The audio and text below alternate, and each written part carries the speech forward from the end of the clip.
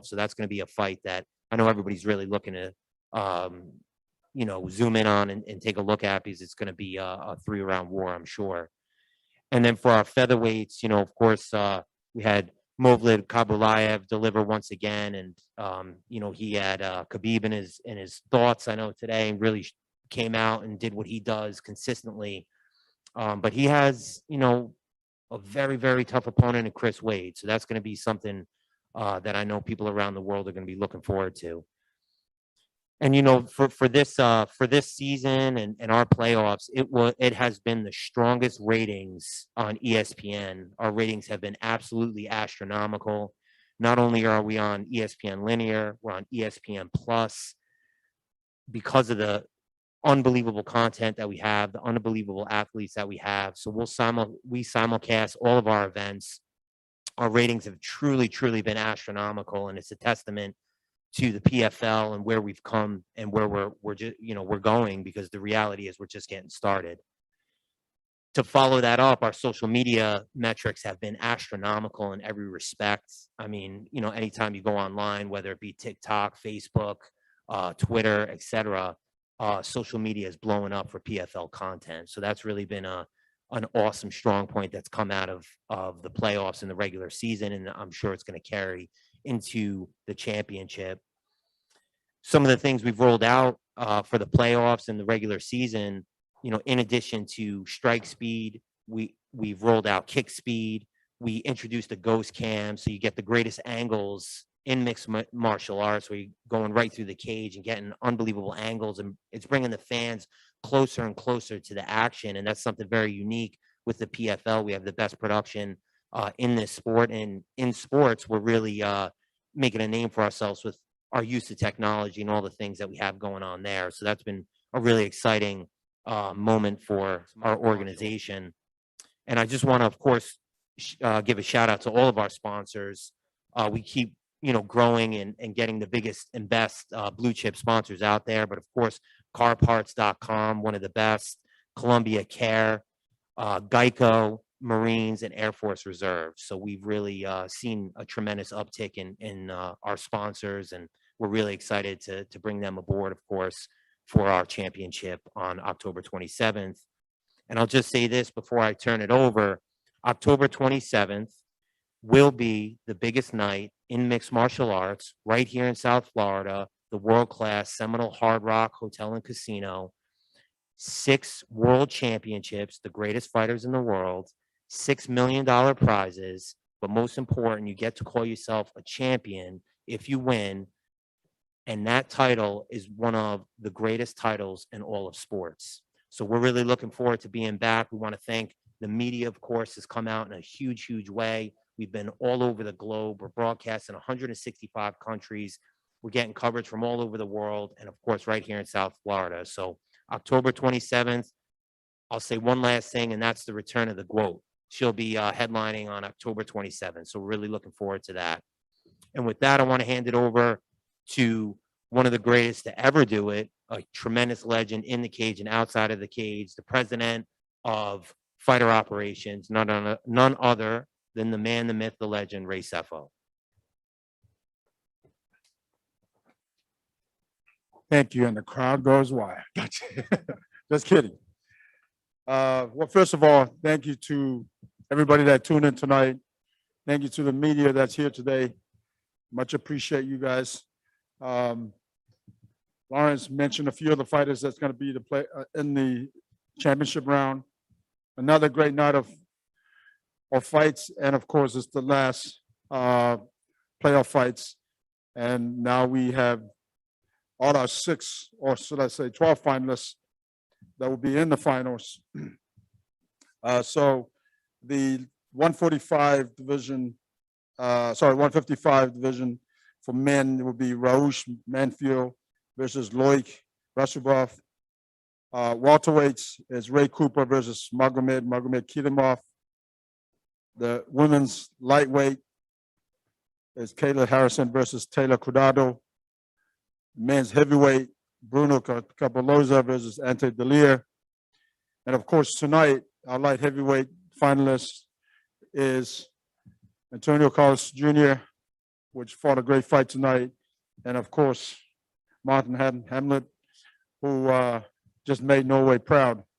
And then our featherweight, last but not least, Chris Swade versus Movlid Khaybulaev.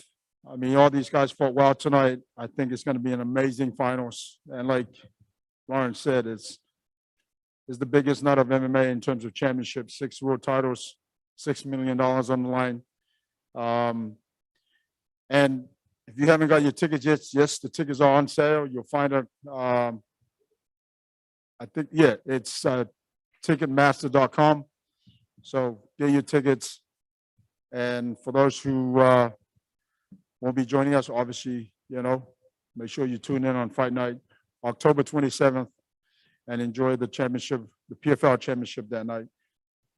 With that, I'll hand it over for questions. Thank you. Darnell Giovanni, Mystic Black here. First of all, congratulations to the victors tonight. Chris, I want to start with you. When I saw you here on Wednesday, you weren't too emotional before the fight, but as soon as you got that victory tonight, all the emotions came out. Was that because everything Bubba said before the fight? Yeah, he's one of the more flamboyant fighters that we've seen in the PFL, and he kind of turned a lot of the interviews that I had throughout the lead up to the fight into a personal thing, and I was just genuinely being confident in myself and trying to answer the questions as best I could. So when he said in the presser before that he was going to knock my head off and, come across the cage and punch me right in the mouth, I decided, for my daughter, when I left for this fight, I sat in the car with her and we got teared up, and I promised her that I would win this fight, and there was no stopping me. Just to add to that, sorry, didn't mean to cut you off, but when I talked to Chris, before finalizing who the roster is going to be, Chris says to me, I promise you, if you give me this opportunity, I'm going to win that championship. And so far, he's proving everything right. And so it's going to be a great night of fights for sure, come October 27th. And Chris, now you have Movlid in the final. Do you feel like it's going to be the same kind of, grappler versus grappler matchup?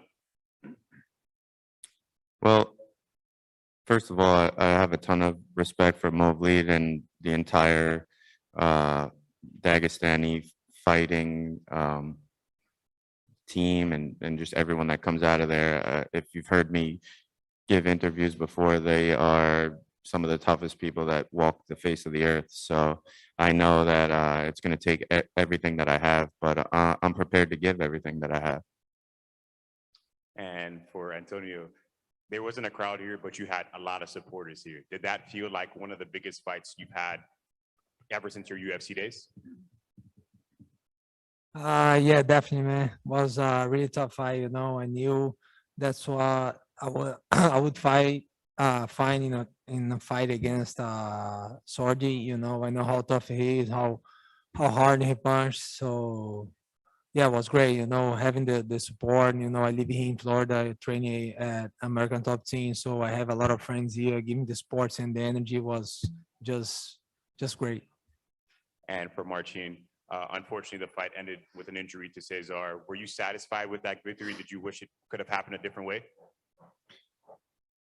Yeah, of course. To finish a fight with when the guy is not injured is the best thing, of course. But as I said, it feels like this is my destiny to reach this final. It is my destiny to win this $1 million and the championship belt. And last one for Movlid.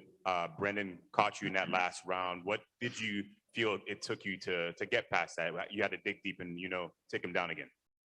Мавлид, вопрос вам. В последнем раунде Брэндон вас достал немножко, зацепил.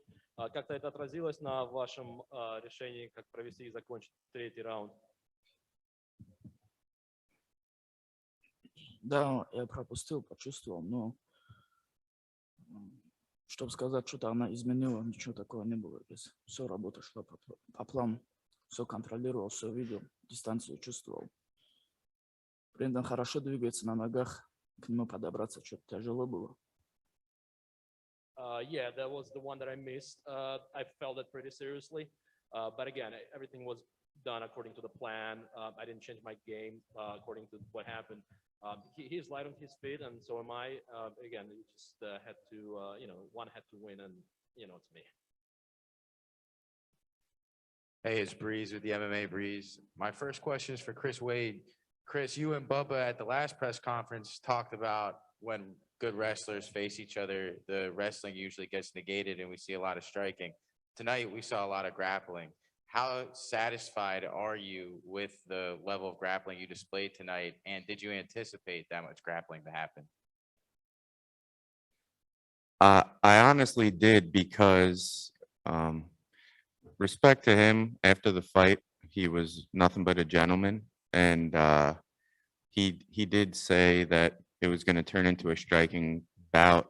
But I knew that when it came down to it, he was going to be the same old Bubba and force the takedowns because that's what he knows and that's what he's been so successful with. So my team and I, Ryan LaFleur, Greg DePasquale, Keith Trimble, we prepared for that.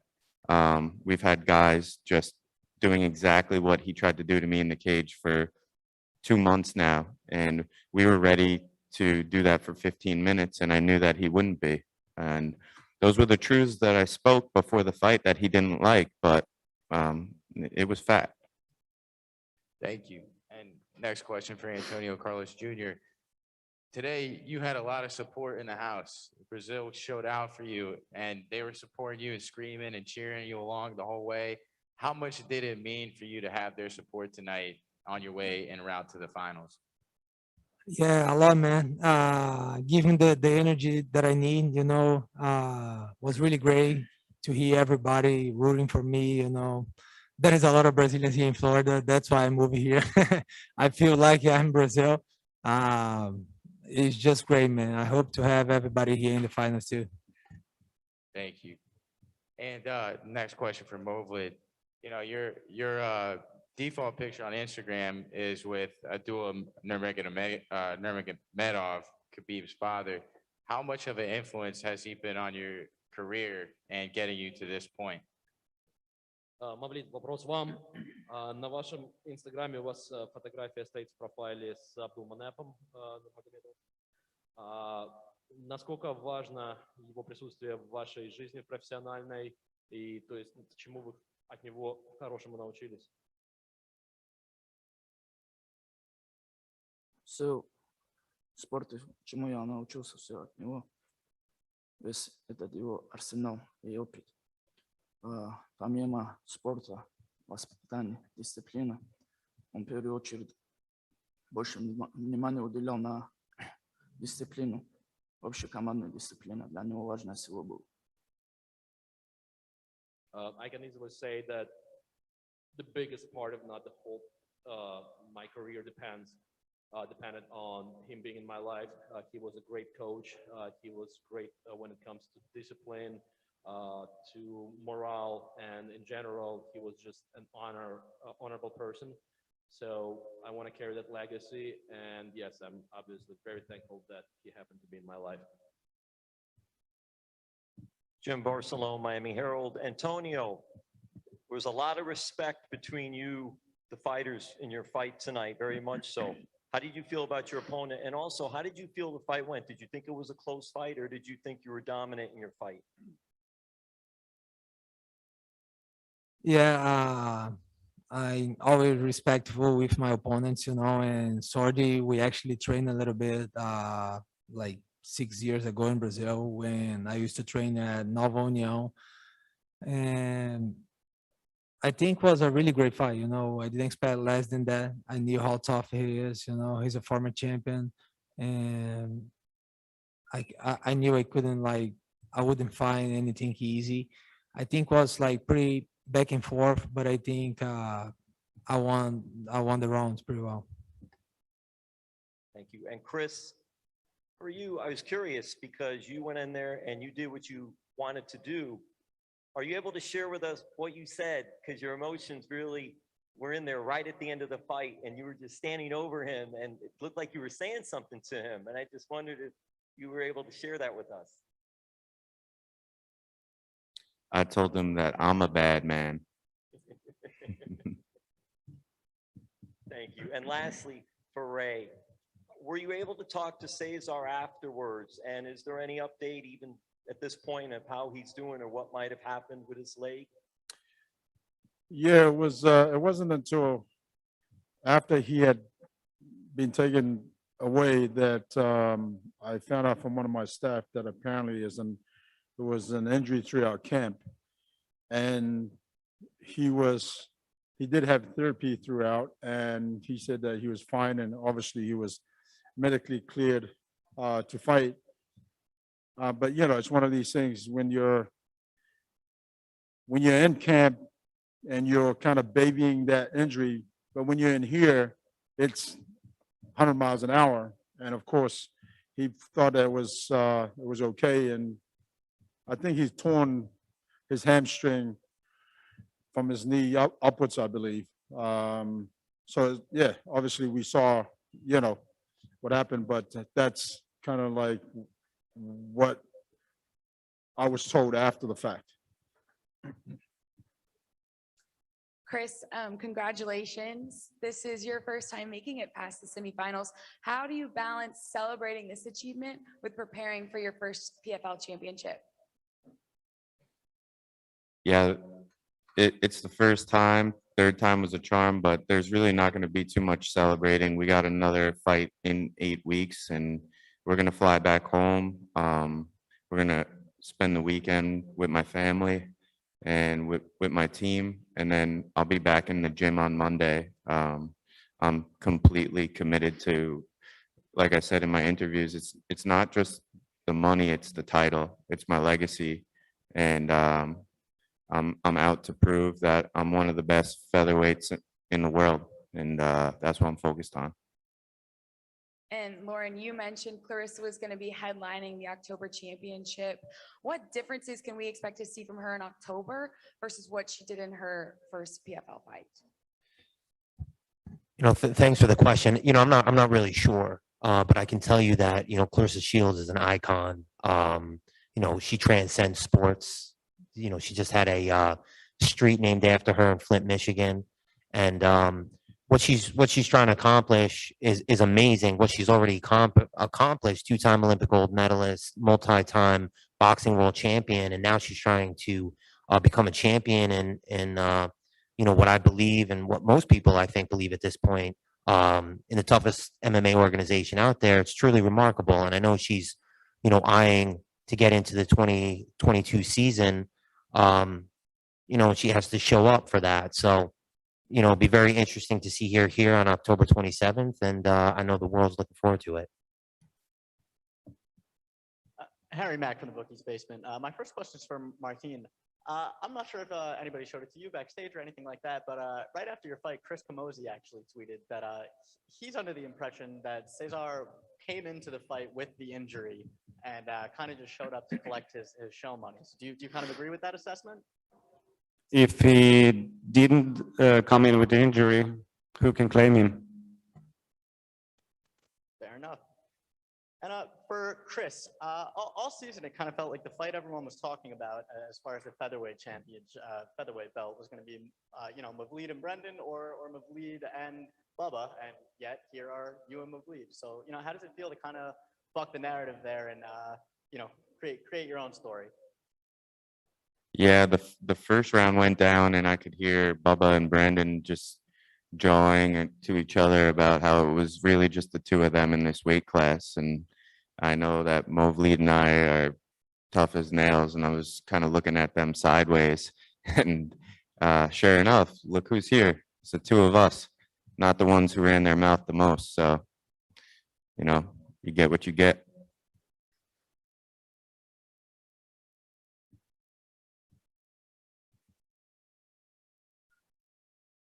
Send this out into the mic.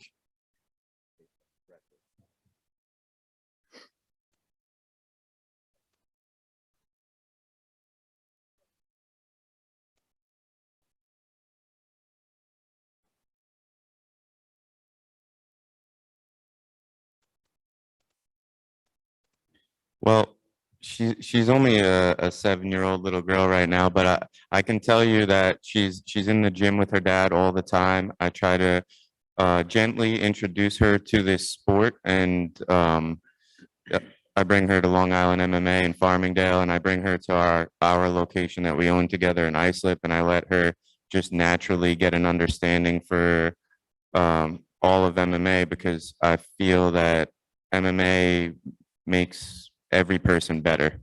And it's not that I want her to fight or anything like that necessarily, although she is getting good at an early age. But I want to teach her to be able to be tough when times are tough. And I hope that, she sees that, and that I'm setting a good example for her.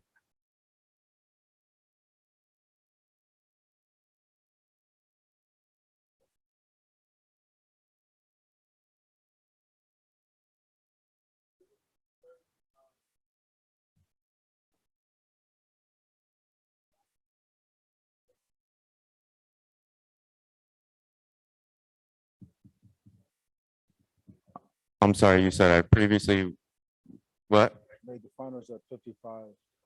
Yeah. Well, I made the semifinals twice at 55, but the difference is, like I said in the presser, is pain makes you grow, and sometimes I've learned in this sport that it's a business, and I've always been fairly successful, but there's been times where I've experienced a lot of rejection, and it hurts, and that has led me to be the competitor that I am now, and I think that it's those things in life that make you a champion, and that make you either grow or fold. And I'm growing, and I'm proud of that.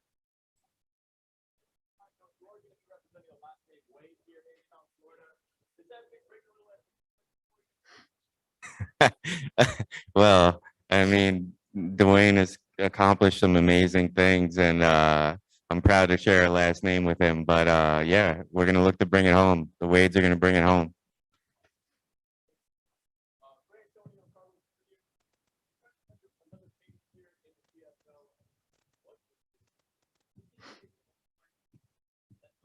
That PFL produces. Yeah, can you repeat? Sorry. You turned another page in your career here at PFL. Can you speak to the opportunity they provide to fighters? Man, it's just great. I just talked to Ray. You know how great I am for being fighting on the PFL. You know, it's a great event, and he's just getting better every day. At least as it's what I see. You know, and I think it's gonna get better and better. You know, a lot of great fighters here. You know, tough guys, good fights here. Man, it's just great. You know, to be part of that. Thank you, and good luck in the finals, my man. For Movlid, you were able to dominate on the ground just like your finals opponent, Chris Wade. What will the advantage for your Dagestani wrestler be against his All-American wrestling?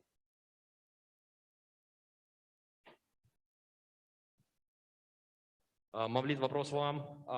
Вы так же, как и Крис, хорошо в борьбе себя показали. Как вы думаете, в чем заключается разница подхода дагестанского к борьбе и, может быть, американского подхода? Есть ли какая-то разница, которую вы определенно видите?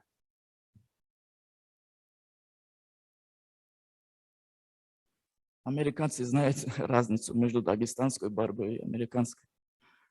На Олимпиаде посмотри, сколько это медалей золотых у наших ребят, а сколько у американцев. С Крисом наша команда уже сталкивалась дважды. Ислам Махачу и Рустам Хабилу. Кто смотрел эти бои, тоже увидели разницу. It's not really about me. American audience and American fighters, they do know the difference between the Dagestani wrestling and American wrestling. You know, we've all seen fights. I know that Chris is also a great wrestler. We've seen the fights. And again, it's just different schools, and we're going to just keep doing our job. Last question. My question is for Ray, and I'm a loud Italian, so you probably would have been able to hear me without the mic anyway, but you have arguably the biggest name in women's mixed martial arts right now at the 155-pound division. You have Clarissa Shields, who is going to be headlining on October 27th, but there's another big name in women's mixed martial arts who's been very vocal about the fighters in your division. What are the chances that we see Chris Cyborg take on either Clarissa Shields and or Kayla Harrison next year in a PFL cage?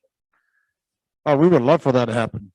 But you know, that takes, I'm not 100% sure what that situation is or what her contractual situation is, but yeah, whenever she becomes a free agent, we would love to have her. Would she be fighting at 145 or do you think she would go up to 155 to take on Kayla? I believe the last press conference we had, somebody whispered or somebody said that to Kayla that that she can make 155. So I'd assume it's going to be 155. Thank you. Thank you. Well, to everybody, thank you again. To everybody around the world, thank you for tuning in. Love you. And we'll see you in October 27th for the championship. Thank you.